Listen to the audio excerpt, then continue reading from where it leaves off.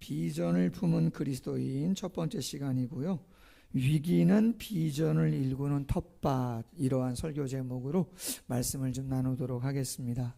앞에 현수막이 있는 것처럼 사랑을 그리는 교회가 2026년 말씀 비전으로 하나님의 비전을 실현하는 공동체라고 하는 표현을 가지고 1년을 시작하는데, 출애굽기 19장 5절과 6절, 베드로전서 2장 9절 말씀이 동일합니다.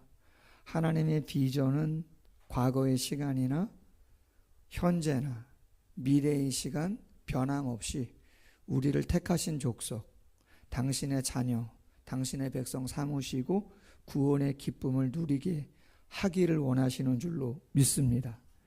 그리고 우리를 왕같은 제사장, 축복의 통로로 복음을 전하는 자로 삼으시기를 원하시고, 거룩한 나라, 빛과 소금을 통해서 착한 행실을 통해서 선한 영향력을 끼치기를 원하시고, 그리고 우리를 어떻게 해요? 그렇죠. 마지막이 뭐예요? 소유된 백성, 하나님의 동역자로 부르셔서 하나님의 그 비전을 실현할 수 있는 하나님의 사람들로 세워가기를 원하시는 줄로 믿습니다. 이게 하나님의 과거나 현재, 미래 변함없는 하나님이 우리를 향한 마음인 것이죠. 올 한 해 우리 교회가, 우리 개인과 우리의 사업장과 우리의 모든 역량을 통해서 이 사역을 이루어가기를 소원합니다.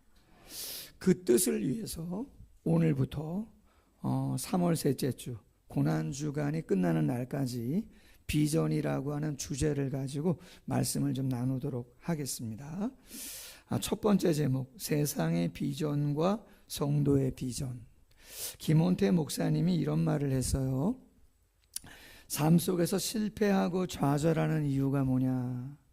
눈앞에 놓인 현실의 문제가 크기 때문이기보다는 비전이 작기 때문이다.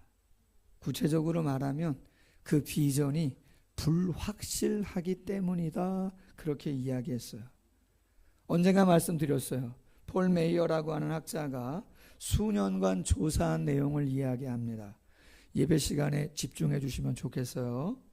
미국은 상류층 3%, 중상층 10%, 서민층 60%, 빈민층 27%로 되어 있다. 남을 도우며 사는 상류층 3%와 중상층 10%가 나머지 사람들과 다른 점이 무엇인가 조사를 했더니 13%에게는 뚜렷한 비전이 있지만 나머지 87%에게는 그런 것이 없음을 발견했다. 그러면 중요한 건 뭐냐? 상류층 3%와 중상층 10%의 차이가 무엇인가라고 하는 거예요. 상류층 3%는 비전을 적어 놓았지만 나머지 10%는 비전을 마음속에만 가지고 있었다라고 하는 거예요. 여러분, 새해가 시작됐습니다. 한 달 지났습니다. 기록해 놓은 비전이 있습니까? 그 비전을 체킹하십니까? 다르다 말이야. 내 개인과 가정과 교회에 비전이 있냐 이 말이죠. 목표, 소망, 간절함 마음에 가질 수 있어요. 그것도 없다면 쉽지 않은 것이고, 그러나 진정한 리더는 그것을 체킹합니다. 조정하죠. 어떻게 할까 고민하고 기도 제목 삼는 것이죠. 가장은 그런 사람이 가장이에요. 아멘? 그런 사람이 진정한 어머니로서의 영향력을 끼치는 거예요. 그런 사람이 담임 목사고 그런 사람이 중직자인 거죠. 아멘? 그렇게 되어지기를 소원합니다. 그러나 더 중요한 게 있어요. 성도들이 놓치지 않아야 되는 게 있어요. 그것은 성도들이나 세상에 있는 사람들이나 목표는 있어요, 없어요? 소망하는 게 있어요, 없어요? 있단 말이에요. 그럼 세상 사람들이 소망하는, 그들이 이야기하는 비전과 성도들이 이야기하는 비전의 차이가 뭐냐는 것이죠. 어찌 보면 세상에 있는 사람들이 저희보다 더 땀을 흘릴 수도 있고 노력을 더 많이 할 수도 있는 거 아닙니까? 세상 사람들의 비전은 미래에 대한 개인의 야망, 개인주의적인 경제적인 성취에 집중되어 있는 모습들이 많아요. 소유와 관련된 부분들이 많다고요. 그렇죠? 좋은 대학 가겠다. 그럼 왜 가냐? 직장 좋은 데 잡으려고. 그럼 좋은 직장 왜 잡냐? 연봉 많이 받아야 되니까. 연봉 많이 받으면 뭐가 좋냐? 좋은 사람, 더 격이 있는 사람, 레벨이 다른 사람 만나서 더 편하게, 더 따뜻한 곳에서 더 잘 먹고 잘 입고 살 수 있는 거 아니겠느냐? 이야기한단 말이에요. 맞아요, 틀려요? 세상은 그렇게 가는 거잖아요. 세상의 이치가. 특별한 케이스들이 있겠지만 그래서 밤 새우는 거잖아요. 제자 중에 이대 교수가 있어요. 제자 중에. 그 녀석이 중고등부 때 공부를 그렇게 열심히 했는데 제자훈련 저한테 받을 때 뭐라 그랬냐면, 대학 다닐 때 그때는 몰랐는데 엄마한테 감사하다. 왜? 제가 공부 안 하고 싶었는데 솔직히 엄마가 새벽 2시까지 같이 안 자는데 그 어머니의 그 열정을 내가 보고 내가 공부 안 할 수 없었다 솔직히. 그렇게 얘기했어요. 엄마가 나를 위해서, 아빠가 나를 위해서 직장에 가셔서 그 힘든 일들을 감당하시는 그러한 일을 내가 보면서 내가 할 수 있는 게 뭔가 라고 생각하고 내가 이 정도는 감당해야 되지 않겠는가 철이 들은 거죠. 그래도 아멘? 철이 들은 것이죠. 그럼 중요한 건 뭐예요, 여러분? 하나님의 성도가 세상에 있는 사람들보다 돈을 못 벌 수도 있고 지위가 낮을 수도 있고 연약한 육체 가운데 있을 수도 있는 것인데, 그렇다면 우리의 비전의 의미는 뭐냐는 거예요. 딱 한 가지죠. 하나님이 하시고자 하시는 하나님의 비전과 연결되어 있는가, 그렇지 않은가. 연결되어 있다면 우리의 애씀이 어느 정도이든지 간에 그 시간과 그 애씀은 의미 있는 것입니다. 아멘.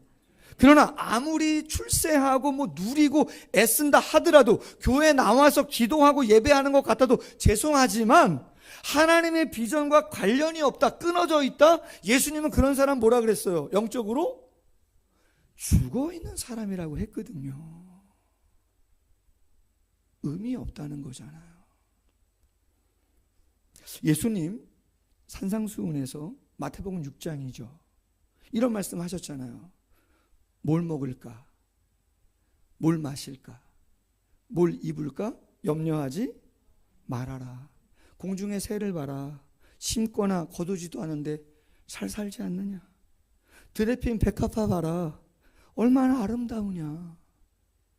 하물며 너희일까 보냐? 그 말씀 무슨 말이에요? 공중의 새는 창조 목적이 새로서 날아다니는 것으로 끝나는 거예요. 퍼펙트한 거예요. 그럼 들에 핀 백합화의 사명은 뭐예요? 기대감은 뭐예요? 꽃이 막 날아다니는 거예요? 꽃이 막 얘기하는 거예요? 꽃이 이 자리에 같이 와서 막 예배하는 거예요? 여러분, 그냥 꽃은 거기에 그냥 꽂혀 있는 거예요. 잘하는 게 목적인 거예요. 그럼 사람은 뭐냐는 거예요. 사람은 먹고 마시고 입는 것으로 생존의 목적이 끝나는 겁니까? 아니라는 것이, 하나님의 형상, 인격으로 지음받은 존재는 인간이 유일합니다. 소나 개나 돼지는 그냥 소로 끝나는 거예요. 돼지로 끝나는 거예요. 아멘. 돼지가 인간처럼 하겠다? 그럼 가끔 놀라는 거죠. 유모차에 딱 열어봤더니 아기가 있는 게 아니라 불독이 2마리 있더라고. 어느 날 보니까 여기 지나다니는 아주머니. 무슨 마음인지는 알겠어요. 공감하는 부분도 있어요. 얼마나 예쁘고 귀엽고 뭐 다 잘 가꿔야죠. 키워야죠. 근데 여러분, 그 불독에게 원하는 하나님의 가치 기준과 그 주인인 저와 여러분에게 하나님이 원하시는 기준이 같아야 달라요? 다른 거예요. 생존만을 위하여 기도하지 말라는 얘기예요. 그건 구하기 전에 있어야 할 걸 하나님이 다 아셔요. 그럼 수준 낮다 이 말이에요. 수준이 높은 것은 나를 통해서 하나님이 뭘 하시려고 하시나? 나에게 주신 이 재능으로, 이 역량으로 어떤 일을 하시길 원하시는가? 우리 교회를 통해서, 가정을 통해서, 사업장을 통해서 어떻게 하길 원하시는가가 기준이 되어야 하는 줄로 믿습니다. 그 다음에 여러분 확인할 수 있는 기회를 드려볼게요. 빌 하이빌스 목사님이 비전이 있는 자와 없는 자의 삶의 차이가 뭔가 딱 세 가지로 이야기하는데, 첫 번째, 하나님을 향한 믿음과 교회를 향한 신뢰가 있느냐 없느냐. 하나님의 능력과 교회를 향한 기대가 있느냐 없느냐. 하나님과 교회에 대한 진지한 생각이 있느냐 없느냐예요. 아멘? 진지한 생각이 있으시다. 그럼 여러분은 비전이 있는 사람이에요. 하나님과 연결되어 있는 사람이에요. 아멘? 근데 그런 진지한 고민이 전혀 없다. 여러분 죄송합니다. 비전이 없는 삶은, 제가 차마 거기까지 얘기는 안 할게요. 짐승에 대한 이야기를 했기 때문에. 살아도 죽은 것이고, 죄송하지만 성경은 가치 이하의 삶을 살고 있는 것이라고 이야기하고 있는 것이에요. 차림이 어떠느냐, 행색이 어떠느냐가 본질은 아니에요. 예물을 얼마 드리느냐, 안 드리느냐, 그것도 본질 아니에요. 내 마음과 삶이 하나님과 온전히 연결되어 있느냐, 아닌가가 중요한 것이죠. 두 번째 제목, 약속을 이루시는 하나님이라는 제목이에요. 출애굽기 1장에 보니까 전체 내용이 요 바로 전장인 창세기 50장 말미의 내용과는 분위기가 전혀 달라요. 창세기 50장은 요셉의 아버지 야곱의 장래와 요셉의 죽음이 아주 자세히 서술되었는데, 최고의 번성과 융성함을 보여주는 내용들로 가득 차 있어요. 야곱의 장래만 해도 엄청나게 성대하게 치러집니다. 약 100일 동안 장례가 치러졌답니다. 당시 학자들에 의하면 애굽의 장례의 국장이, 황제가 죽거나, 그쵸? 그럼 국장이 치러지면 72일 동안 장례가 치러졌답니다. 근데 국장보다도 야곱은, 요셉의 아버지의 장례는 100일 동안 치러졌답니다. 애굽의 대신들이 다 동참하고, 애굽에서 가나안까지 운구 행렬이 그렇게 긴 먼 거리인데도 운구의 행렬이 이어지고 군사까지 동원이 되어져요. 놀랍죠. 애굽에서 나온 야곱의 자손은 5절에 보면 70명 정도다 돼 있어요. 그런데 학자들에 의하면 출애굽기 1장에 왔을 때 몇 명 정도 됐다 그래요? 약 200만 명 정도가 되었다고 이야기합니다. 그것도 애굽의 가장 좋은 땅, 고센 땅, 아무리 가물어도 가물지 않는 나일 강변, 그곳에다가 히브리 민족을 거하게 했다. 그래서 1장이 보여주는 강조가 뭐예요? 9절, 12절, 20절 말씀에 보면 이렇게 돼 있죠. 큰 민족이 되었다. 많고 강하다. 더욱 번성하여 퍼졌다. 번성하고 매우 강해지게 됐다. 그렇게 강조해요. 1장에서. 그럼 뭘 강조하는 걸까요? 이게 우연이 아니라는 걸 강조하는 거예요. 왜요? 하나님이 믿음의 조상들하고 약속을 했잖아요. 뭐라고 약속했어요? 창세기 12장에서 아브라함에게 자손 주고 민족 주고 땅도 주겠다 약속했단 말이죠. 창세기 22장 17절에 내게 큰 복을 주고 내 씨로 크게 번성하여 하늘의 별 같고 바다의 모래 같게 하겠다. 야곱에게도 마찬가지예요. 그렇죠? 삼촌 라반의 집으로 피신할 때 창세기 28장 14절에 보니까 내 자손이 땅의 티끌같이 되어 동서남북 펼만하겠다. 왜? 하나님은 민수기 23장 19절에 보니까 거짓말하지 않는다는 거죠. 약속한 건 성취하시는 분이라는 거예요. 민수기 23장 19절 말씀. 자, 약속이 성취됐어요, 안 됐어요? 성취됐죠. 근데 자손 주고 민족을 이루는 것까지가 하나님의 약속이에요? 아니죠. 마지막 남은 게 뭐예요?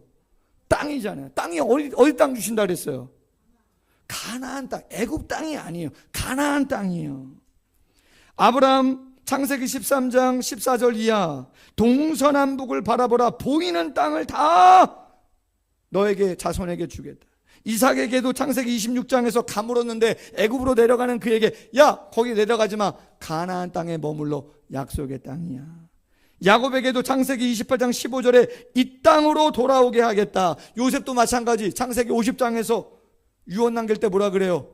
반드시 하나님이 우리 민족을 돌보시리니 이 해골 비록 이 애굽 땅에 장사하지만 다시 어디로 이장하라고요? 가나안 땅으로 가지고 가라. 왜?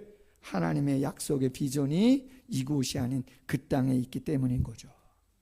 자, 그러면 여러분, 이제 자손도 있고 민족을 이루었으면, 정말 살만하면 이스라엘 백성들이 어떻게 해야 돼요? 하나님의 비전을 생각하고, 그래, 한번 우리가 어떻게든지 가나안 땅에 가보자. 뭔가 기도 제목이라도 삼고 뭔가 액션을 취하며 가야 될 거 아니에요. 그런 내용 있어요, 없어요? 아무것도 없어요. 하나님의 비전은 분명하고 하나님은 이루어 가시려고 하는데 아무것도 없다고요. 어찌 보면 출애굽기 1장은 없어도 되는 본문이에요. 솔직히는. 알아서 자발적으로 했으면 괜찮을 수도 있어요. 하나님의 비전을 기도 제목 삼지 않고 애쓰지 않으니 하나님이 무슨 도구를 사용하시는 거예요, 지금요? 위기라고 하는 도구를 사용하시는 거죠. 어떤 왕을 세워요? 요셉을 알지 못하는 왕을 세우는 거죠. 그리고 어떻게 해요? 학대하게 하는 거죠. 어렵게 하는 것이죠. 세 번째 제목, 위기는 성도를 바로 세우는 도구가 되어진다. 자발적으로 하지 않으니까 하나님의 손을 댑니다. 여러분, 다시 한번 말씀드립니다. 여러분의 마음에 감동되는 거 있으면요, 기도 제목 삼으세요. 그리고 순종하시고 라이프 스타일을 바꿔가세요. 그게 하나님이 기뻐하시는 일이에요. 아멘? 수준이 다를 수 있어요. 하나님이 여러분의 마음에 감동 주시는 거 있으면 순종하시는 게 좋은 거예요. 1장의 내용 필요 없는데 어찌 보면 사서고생, 괜한 고생하는 것이라고 이야기할 수 있어요. 국고성 비돔과 라암셋을 짓게 만듭니다. 흙이기와 더 강도 높은 노동을 강제로 하게 하는 거죠. 그것도 안 되니까 어떻게 해요? 그렇죠. 십부라와 부하라고 하는 산파를 불러서, 야, 히브리 민족 가운데 아들 낳으면 죽여버리고 엎어버려라 말이야. 숨 못 쉬게. 딸 낳으면 살려줘라. 근데 그것도 제대로 안 되니까 나중에 어떻게 해요? 22절에 아들 낳으면 나일강에 던져버려라. 이런 이야기들은 없어야 되는 거죠. 네 번째 제목입니다. 오늘 설교 제목, 위기는 비전을 이루는 텃밭이라는 것이죠. 우리는 위기를 만나면, 어려움을 만나면, 저도 그렇고 당연히 부정적인 생각들을 꽤 합니다. 당연하잖아요, 우리의 감정이라는 것이. 근데 여러분, 꼭 그렇지만도 않아요. 많은 믿음의 선진들이, 선배들이 고난이나 위기나 어려움을 이야기할 때 그걸 부정적으로만 생각하지 말라는 것이죠. 왜? 하나님이 당신의 뜻을 이루어 가기 위한 과정으로서 그러한 것들을 우리에게 허락하고 있다는 거예요. 홍해가 그런 것이죠. 광야가 그런 곳 아닙니까? 홍해를 우리 입장에서 보면 그건 벽이에요. 끝이에요. 그러니까 원망하고 불평하죠. 근데 하나님의 시각에서, 하나님의 입장에서 홍해는 뭐예요? 당신의 백성들을 가장 안전하고 온전하고 빠르게 가나안 땅에 입성할 수 있도록 이끌어갈 수 있는 길인 것이죠. 왜? 하나님은 우리가 모르는 바로의 강팍한 마음까지도 이미 다 알고 계시기 때문에 손들었지만 장자의 죽음으로 그거로 끝나지 않을 바로의 마음을 아시기에 광야에서 만나면 끝장이니까 안 되겠다, 홍해에서 끝장내야지, 자꾸 따라오면 안 되니까. 하나님만 아시고 우리가 모르잖아요. 그건 우리의 한계죠. 광야도 마찬가지 아니에요? 신명기 8장 2절 이하 이렇게 이야기합니다. 여호와께서 이 40년 동안에 내게 광야길을 걷게 하신 거 기억하라. 왜? 낮추시고 시험하사 네 마음이 어떠한지, 그 명령을 지키는지 지키지 않는지 알려 한다. 만나를 내게 먹이신 것은 사람이 떡으로만 사는 것이 아니요 여호와의 입에서 나오는 모든 말씀으로 사는 줄을 내가 알려 하심이라 이야기한단 말이에요. 생존만을 위한 게 아니라는 거죠, 우리가. 아멘? 몰라요. 담임 목사가 이 정도 생각하면 안 되는데, 언젠가 말씀드렸어요. 어릴 때 생각해 보니까 먹을 게 별로 없었더라고요. 갖고 놀 수 있는 것도 별로 없어요. 그러니 매일 산에 가서 나무에다가 새총 만들고 칼 만들고 내가 썰매 만들고 뭐 이런 거잖아요. 어느 날은 제가 말씀드렸죠. 저희 조카들 올해 장가 간다는데, 성욱이 홍 집사님 아들 신방하는데 얘기하시더라고요. 어릴 때입니다. 명절에 새총을 만들어줘요. 제가 개나리나 뭐 딱 가져다가 불에 구웁니다. 여러분, 저도 솜씨가 좀 있어요. 그냥 안 만들어요. 딱 각 나오게 균형 잡게 딱 만들고, 노란 고무줄 있죠, 그거 기저귀 사다가 가죽 엮어서 구슬 사다가, 구슬 구하기도 어렵더라고요. 사다가 아이들 줬어요. 놀라고 말이죠. 근데 얼마 지나지 않았는데 새를 잡아왔네. 바삭바삭바삭바삭 한 이만한 새를, 이만한. 깜짝 놀라. 저도 놀래가지고 저도 놀래가지고. 여러분, 생각해 봅니다. 과거보다 얼마나 잘 입어요? 아니에요? 얼마나 잘 먹어요? 죄송하지만 저 신밥도 먹어봤어요. 물에다가 이렇게 헹궈. 예전에는 냉장고가 없잖아요. 그러니까 밥이 금방 여름에 식거든요. 그래서 땅굴도 파는 거예요. 저희 집에 땅굴도 있었거든요. 지금은 너무 배가 불러요. 차도 타고 다니잖아요. 아니세요? 차도 타고 다닌다고요.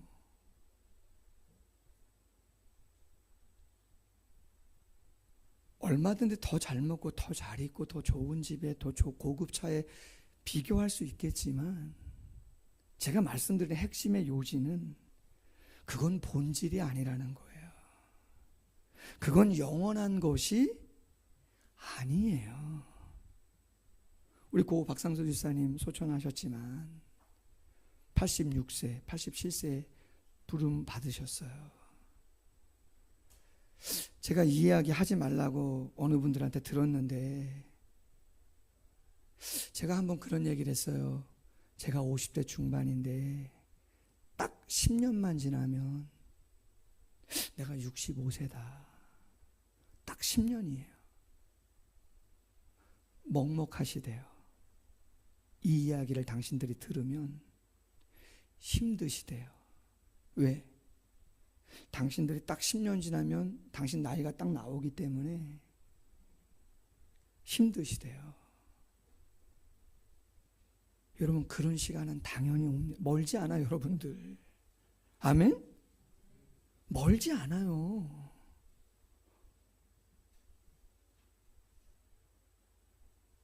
정말 우리가 삶을 살아가면서 하나님과 연결된 삶을 살아야지, 하나님과 전혀 관계없는 그러한 이 땅의 것만을 위한, 지금 당장 내 상황과 위기라고 느껴지는 그 위기도 하나님이 뜻이 있어서 주신 위기임에도 불구하고 그 위기를 하나님을 위한 바로 세우는 삶의 선한 도구로 쓰지 못하고 그냥 힘들다고 탄식만 하고 그러한 모습으로만 간다 그러면 앞으로 더 큰 것들 많이 올 수도 있다. 왜? 하나님은 포기하지 않아요. 믿음의 사람 산파들이 17절에 하나님을 두려워하여 애굽 왕의 명령을 어기고 남자 아이들을 살려줬다. 하나님의 그 가정을, 사업을 축복하셔서 번성하도록, 흥왕하도록 하나님이 은혜를 주셨다고 이야기하고 있습니다. 예레미야서 말씀 한번 띄워주시겠어요? 예레미야서를 묵상하는데 하나님이 멸망을 선포합니다. 남유다는 바벨론에게 멸망한다는 거예요. 마지막 왕이 시드기야 왕이에요. 안 된다는 거예요. 절대로 나라가 멸망하면 안 된다는 거예요. 왜? 그건 고통이고 그건 끝이라고 생각한 거죠. 근데 하나님은 말씀하시는 거, 예레미야를 통해서 뭐라고 이야기해요? 너는 두려워하지 말라, 이스라엘아 놀라지 말라. 내가 너를 먼 곳 포로되어 끌려가 있는 그곳으로부터 구원하고 내 자손을 잡혀가 있는 땅에서 구원하리니 야곱이 돌아와서 태평과 안락을 누릴 것이며 두렵게 할 자가 없으리라. 아멘. 예레미야 31장 2절 이하입니다. 칼에서 벗어난 백성이 광야에서 은혜를 입었나니 곧 내가 이스라엘로 안식을 얻게 하러 갈 때에라.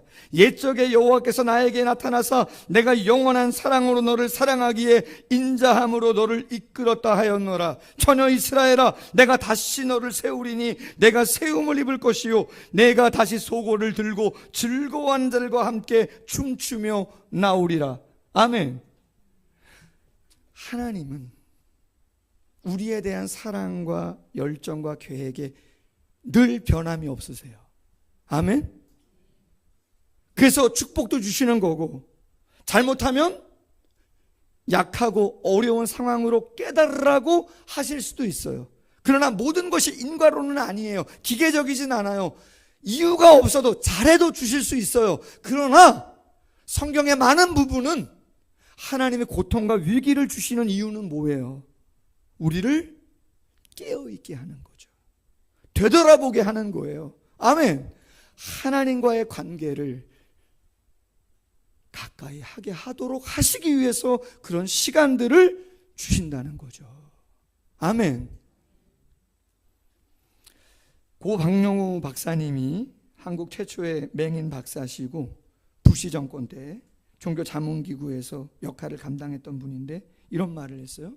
고난은 십자가가 아니라 도전의 기회고 성공의 초석이다. 아멘. 이야기 하나 하고 마칠게요. 1871년 미국 시카고에 대형 화재가 났습니다. 시카고라고 하는 그 큰 시에 건물의 3분의 1이 다 타버렸어요. 건물 3분의 1, 도시 전체. 여러분 생각해 보세요. 이재민이 10만 명, 300명이 죽었다 그래요? 화재로. 모두 비탄에 빠졌습니다. 근데 한 가게에 이런 안내 문구가 붙어 있게 됐다는 거예요. 화재가 있고 나서 그 다음에 뭐라고 써졌냐면 이렇게 써졌어요. 우리 가게가 이번에 몽땅 불에 다 타버렸습니다. 그러나 우리의 비전은 아직 타지 않았습니다. 그래서 우리는 내일부터 정상 영업 하겠습니다. 대단하죠? 다 타버렸는데 절망하지 않겠다 이 말이에요. 화마가 모든 건물과 모든 걸 다 날려버렸지만 우리 마음속에 있는 비전만큼은 타지 않았다. 그래서 내일부터 부족해도 정상 영업 하겠다. 할렐루야. 등이 떨어져도 괜찮아요. 지휘자매 카페 조금 화자가 있었다는데 너무 상심하지 마시고 할렐루야. 10만 가봤더니 조금 떨어진 흔적이 있긴 있던데 할렐루야. 여러분, 힘들고 어려울 수 있죠. 그러나 하나님을 향한 거룩한 비전이 우리 마음에 있으면 괜찮아요. 사람의 위로, 그것도 좋겠지만 하나님이 위로해 주시면 되는 거예요. 그 힘 갖고 우리 앞에 주어진 사명 감당하는 것이죠. 하나님이 우리를 바라보는 수준이 가치가 소나 돼지나 개나 그러한 생존만을 위한 짐승이 아니고 당신의 형상으로 지으신 수준 높은 존재입니다. 거기에 걸맞는 모습으로 아름다운 비전들을 이루어가는 그러한 성도님들 되시기를 주님의 이름으로 소원합니다. 기도하겠습니다.